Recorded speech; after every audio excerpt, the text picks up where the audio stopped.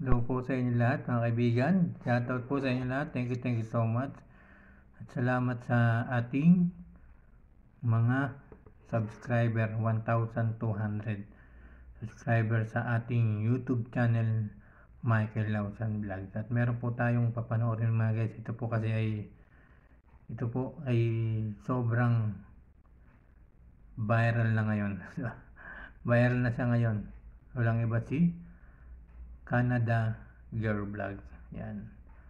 Yung sinasabing asawa raw siya ni Boy Tapang. Ito mga kaibigan, sa ating papanoorin mga kaibigan ay sa video na to ay talagang galit na galit siya. Yan. Sa lahat ng mga panglalait na mga buzzer niya. Diba?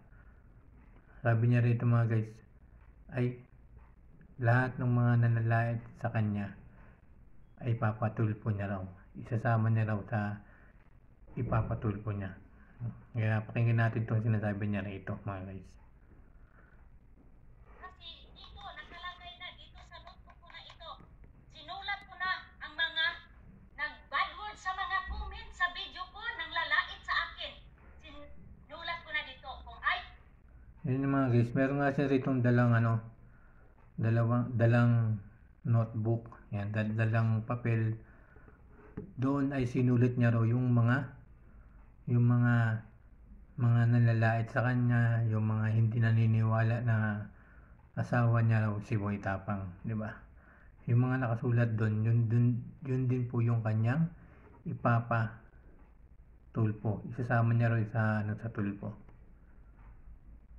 Yun yung matulpo kung ayaw nyo masama sa tulpo. Huwag na lang kayo mag-comment. Sa mga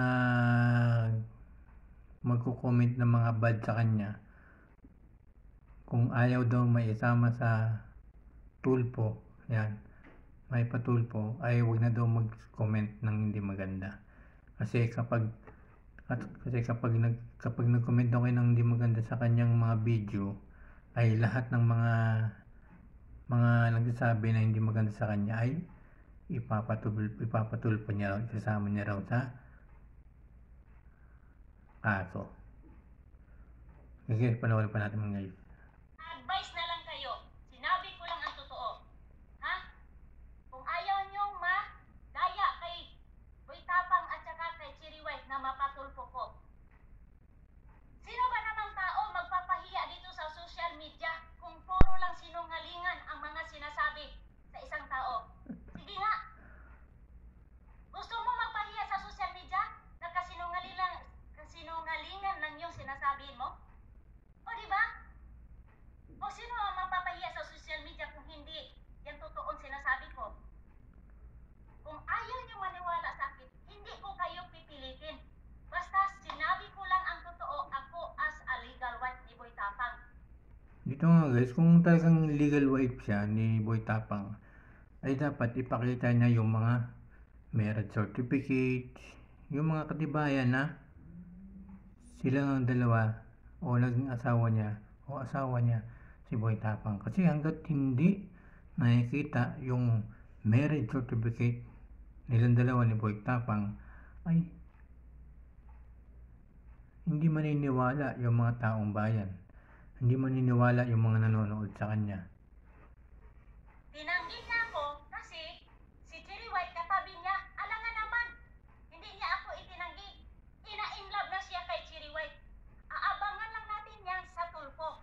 Pag uwi ko dyan sa Pilipinas, papatunayan ko sa lahat na may katibayan ako na kasal kami ni Boy Tapang.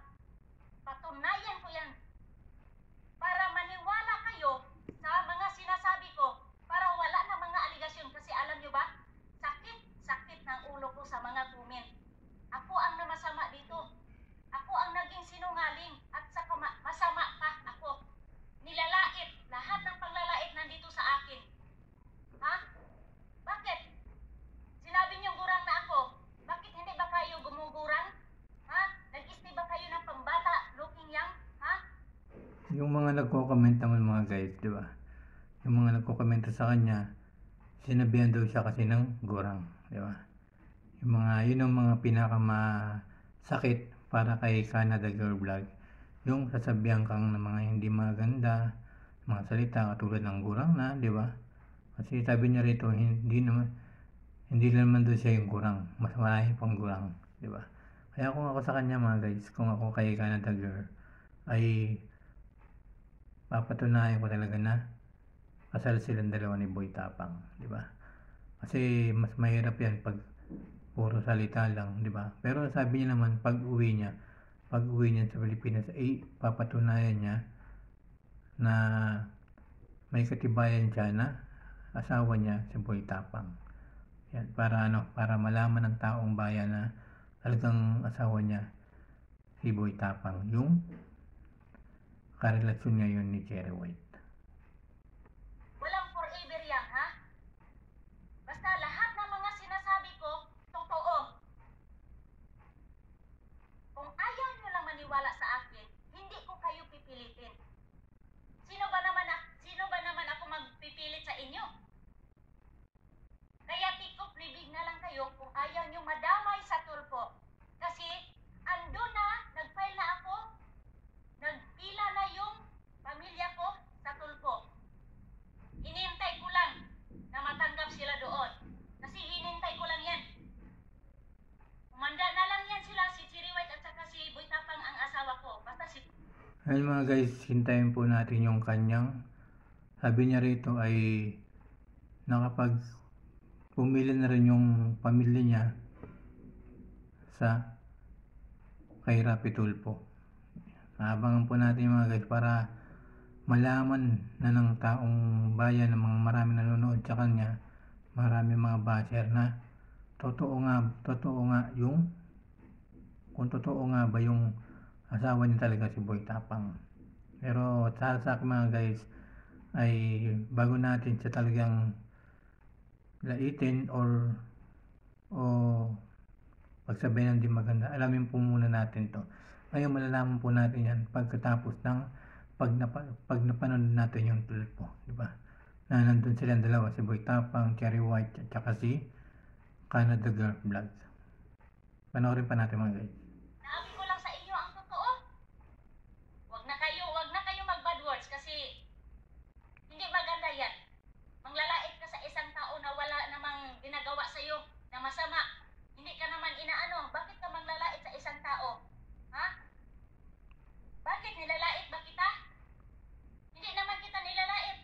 Nagsabi pangit daw ako. Pangit daw ako. Uy, no way. Ha? Basta sinabi ko lang sa inyo ang totoo. Ako as a legal wife. Hindi naman pangit yan, hindi naman pangit si Canada Girl Vlog. Hindi naman siya pangit kung makikita natin dito sa video. Yan, hindi naman siya pangit, di ba? At saka hindi naman tayo dapat tumitingin sa panlabas ng itsura ng tao, dapat sa kalooban ng isang tao. Kung ano yung kabutihan na nagagawa niya, di ba? Nadadala lang naman siya ng ano. Kaya pagpasensya na po natin siya kasi nadadala lang po siya ng galit. Yan, kaya minsan nagkakaroon ng problema, di ba? Kaya panoorin pa natin mga guys. Yun lang, ha? Paliwanag ko yan. Andito na. Nakalista na sa akin ang mga nangbubuli sa akin. Nakalista na lahat sa akin dito. Kulang pa to. Nakalista na ang mga... Ayan mga guys, sabi niya rito mga guys, nakalista na raw yung mga nangbubuli sa kanya, yung mga nagsasabi ng di maganda, lalo na yung mga basher niya. Yan, nakalista na raw dun sa papel sa kanyang notebook na listahan. Kaya siguro ay kung magkokomento tayo sa kanyang video ay kung hindi mo maganda, siguro huwag na natin i-komento yung mga ganyan, diba? Para matapos na. At matatapos lamang niya mga guys kapag napanood na natin sila sa tulpo, diba? Sa Rapi Tulfo.